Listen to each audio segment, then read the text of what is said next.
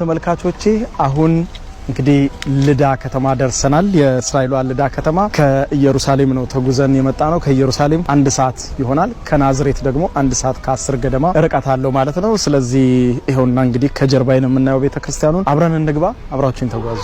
ነው እንግዲህ ታሪካዊው የግሪክ የኦርቶዶክስ የጊዮርጊስ ቤተክርስቲያን ማለት ነው። ይሄውና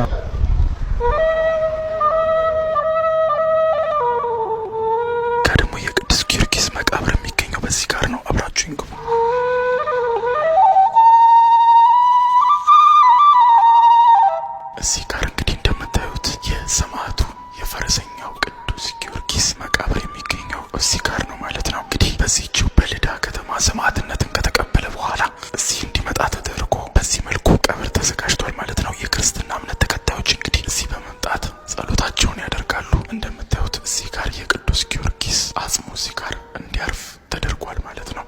እንግዲህ እንደምታዩት እዚህ ጋር ተጽፏል። እዚህ ጋር የምትመለከቱት ስዕል ደግሞ ሰማዕቱ ቅዱስ ጊዮርጊስ ሰማዕትነትን በተቀበለበት ጊዜ እዛ ሁሉ ያየው ስቃይ ያየው መከራ ነው። እንግዲህ እዚህ ጋር እንደምታዩት እዚህ የሚሽከረከር ነገር ላይ በማሰር ቆዳው እንዲላላጥ እያዞሩ የሚያደርጉበት መንገድ የነበረው ነው። እዚህ ጋር ደግሞ የፈላ ውሃ ውስጥ ሲሰፈስፉት ነው። እዚህ ጋር በቁጣት እየነቀሉ ቁስሉን ያሰቃዩበት መንገድ ነው። ይሄ ደግሞ ሚስማር ያለው ነገር በማድረግ እሳትና ሚስማር አስቡት እዚያ ላይ እንዲሄድ የተደረገው ነገር ግን በዚህ ሁሉ መሃል ክርስቶስን አልክድም በማለትና በክርስትናው በመጽናት እየመሰከረ ያለፈ ልዩ ሰማዕት ነው። ከዚያ በኋላም በስተመጨረሻ እንግዲህ አንገቱን እንደዚህ በመያዝ እንዴት እንደቀሉት ነው የሚያሳየው ማለት ነው። እዚህ ጋር ደግሞ የምታዩት እንግዲህ የሰማዕቱ ቅዱስ ጊዮርጊስ ቀብር ነው ማለት ነው። እዚህ ጋር አጽሙን በመሰብሰብ እዚህ በማድረግ የቀብር ቦታውን መጮህ ስለማልችል ነው ቀስ ብዬ የማወራው፣ ምክንያቱም እየጸለዩ ያሉ ሰዎች ስላሉ ከላይ መቅደሱ ላይ ግሪክ ኦርቶዶክስ ቤተክርስቲያን ከመቅደሱ እታች ነው የሰማዕቱ የቅዱስ ጊዮርጊስ ቀብር የሚገኘው ማለት ነው። እንደምታዩት እንዲህ አድርገው በክብር አስቀምጠውታል። ከዚህ ቀደም እንደምታስታውሱት እንግዲህ የሰማዕቷ ቅድስት አርሴማን ቀብር በአርመኒያ ተገኝቼ ያሳይቻችኋለሁ።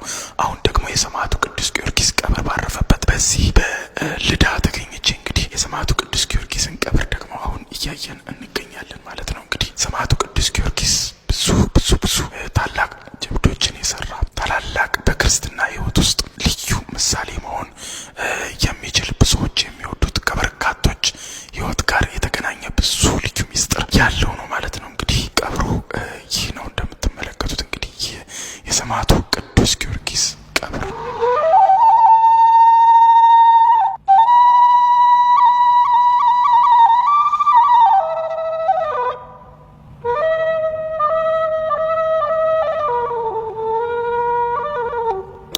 እንዴት እንደሚያምር ኪነ ህንጻው በጣም ነው የሚያምሩ ስዕሎቹ፣ አሰራሩ፣ የጣራው ተመልከቱት። ኪነ ህንጻው እንዴት እንደሚያምር